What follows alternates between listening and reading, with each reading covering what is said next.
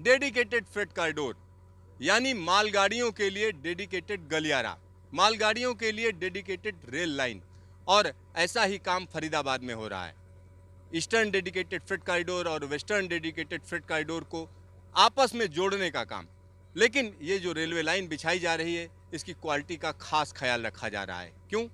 क्योंकि 100 किलोमीटर प्रति घंटे की रफ्तार से भारी भरकम मालगाड़ियां चलेंगी। आखिरकार किस तरीके से क्वालिटी चेक की जा रही है, क्या क्या इसकी खासियत है, इस सब पर बातचीत करने के लिए हमारे साथ के उपाध्याय जी हैं, जो कि कंसल्टेंट हैं डेडिकेटेड फ्रेट कॉरिडोर के। आइए उन्हीं से बात करते हैं। उपाध्याय जी, आपका न्यूज स्टेशन में स्वागत है। धन्यवाद सर, यहाँ पर जब हम डेडिकेटेड फ्रेट कॉरिडोर की बात करते हैं तो भारतीय रेलवे भी मालगाड़ी चलाती है और डेडिकेटेड फ्रेट कॉरिडोर में भी चलेंगी। दोनों में क्या फ़र्क है? भारतीय रेलवे में जो मालगाड़ी चलाते हैं वहाँ पैसेंजर ट्रेन भी चलती है, मालगाड़ी भी चलती है, तो उतना रूम नहीं मिल पाता गुड्स ट्रेन के लिए। तो वहाँ पैसेंजर ट्रेन भी डिटेन होती है, कभी गुड्स ट्रेन को भी जो है टाइम नहीं मिल पाता।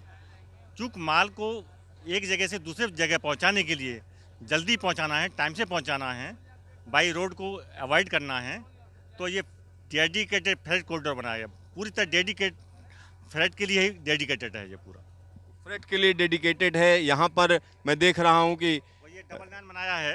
ये बॉम्बे से दिल्ली बाया रेवाड़ी और कलकत्ता से दिल्ली अप टू दादरी मान लीजिए, और दादरी से ये आगे गया है पंजाब साइड में, और ईस्टर्न कॉरिडोर और वेस्टर्न कॉरिडोर को दादरी से रेवाड़ी इसको कनेक्ट किया गया है।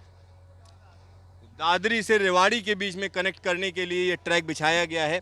और यहाँ पर जो आप ट्रैक देख रहे हैं, ये अपने आप में अनूठा है, अलग है। तो उपाध्याय जी से पूछते हैं कि आखिरकार ये अनूठा क्यों है, अलग क्यों है? ये 22 टन एक्सल लोड है वहाँ पर इंडियन रेलवे में। ये 25 टन एक्सल लोड के लिए बनाया है ये ट्रैक। जब एक्सल लोड की आप बात करते हैं तो आम आदमी को कैसे समझाएंगे कि 25 एक्सल लोड, 22 एक्सल लोड क्या है इसी? पैसेंजर ट्रेन से ज़्यादा जो गुड्स ट्रेन आती हैं उसका लोड वजन ज़्यादा होता है, तो उसमें फ्रीक्वेंट ज़्यादा उसके गुड्स ट्रेन के चलने से वीर एंड टियर ज़्यादा होता है रेल का। इसमें रेल भी स्पेशली लाई गई हैं जापान से। 110 UTS की रेल है, हायर ग्रेडेड रेल है, जिससे इसमें कार्बन ज़्यादा है और इसमें वीर एंड टियर कम होगा, जो इंडियन रेलवे में 90 UTS की लगती हैं। स्लीपर भी हैवी है, स्लीपर भी इंडियन रेलवे से ज़्यादा हाई क्वालिटी का बना हुआ है। बालास्ट क्वेश्चन है, वो भी 350 mm का क्वेश्चन है।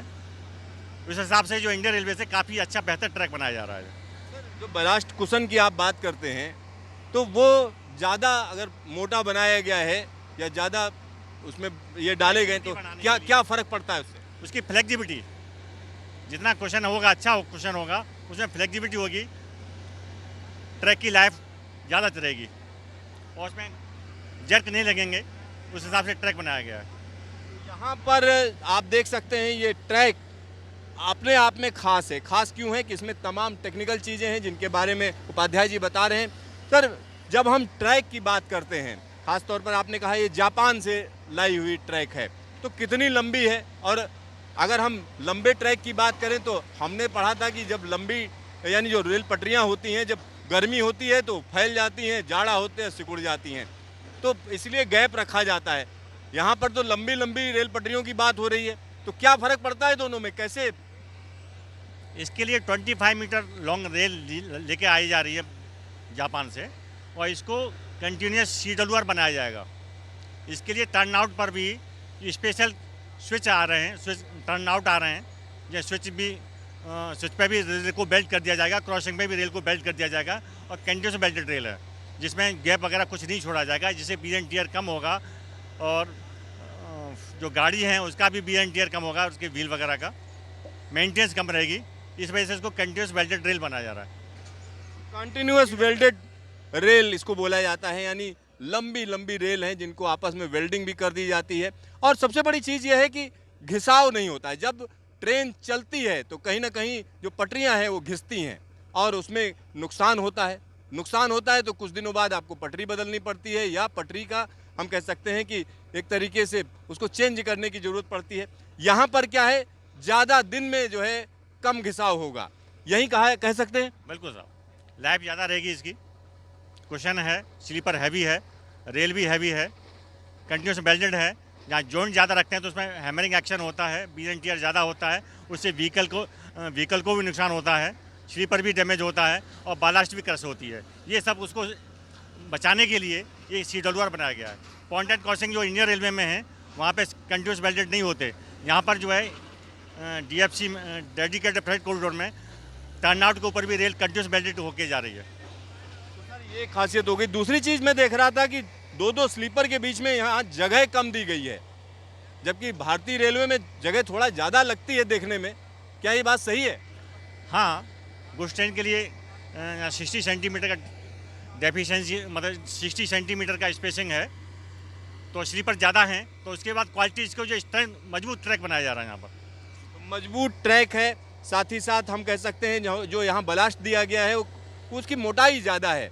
मतलब जब इस पर ट्रेन चलेगी तो कहीं ना कहीं ऊपर नीचे होता है, रेल पटरी थोड़ा सा ऊपर नीचे होती है, यानी कुशनिंग के लिए इसकी मोटाई ज़्यादा रखी गई। सर एक और चीज़ मेरे दिमाग में आई कि जैसे मेट्रो की अगर हम बात करें तो इस तरीके का ट्रैक नहीं होता, उसमें बलास्टलेस होता है, तो इसको बलास्टलेस क्यों नहीं रखा गया? बहुत कॉस्टली पड़ता है, वो बहुत कॉस्टली पड़ता है मेट्रो का। जो बालास्ट ट्रैक है यहाँ पर, बालास्ट ट्रैक बनाने की कॉस्ट ज़्यादा पड़ेगी, तो इकोनॉमी भी देखनी है कहाँ से चलता है।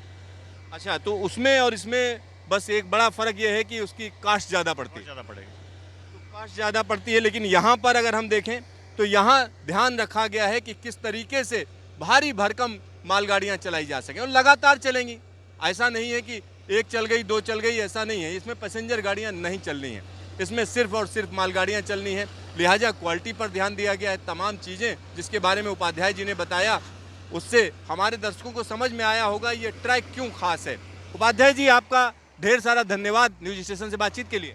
Thank you. तो यहाँ आप समझ सकते हैं कि आने वाले दिनों में अगर हम बात करें डेडिकेटेड फ्रेट कॉरिडोर की, तो डेडिकेटेड फ्रेट कॉरिडोर जब पूरा हो जाएगा तो कहीं ना कहीं एक बड़े इलाके को सेवा देगा। और सबसे बड़ी बात यह है कि 2 हिस्से पूरे हो चुके हैं, चाहे वो हम वेस्टर्न डेडिकेटेड फ्रेट कॉरिडोर की बात करें जिसमें रेवाड़ी से लेकर पालनपुर के बीच में ट्रैक पड़ चुका है और ट्रेनें भी चल रही हैं। इसी तरीके से अगर हम देखें तो खुर्जा से लेकर भाऊपुर तक का जो ईस्टर्न डेडिकेटेड फ्रेट कॉरिडोर है वो पूरा किया जा चुका है और बाकी हिस्से को जल्द से जल्द पूरा किए जाने की पूरी कोशिश की जा रही है।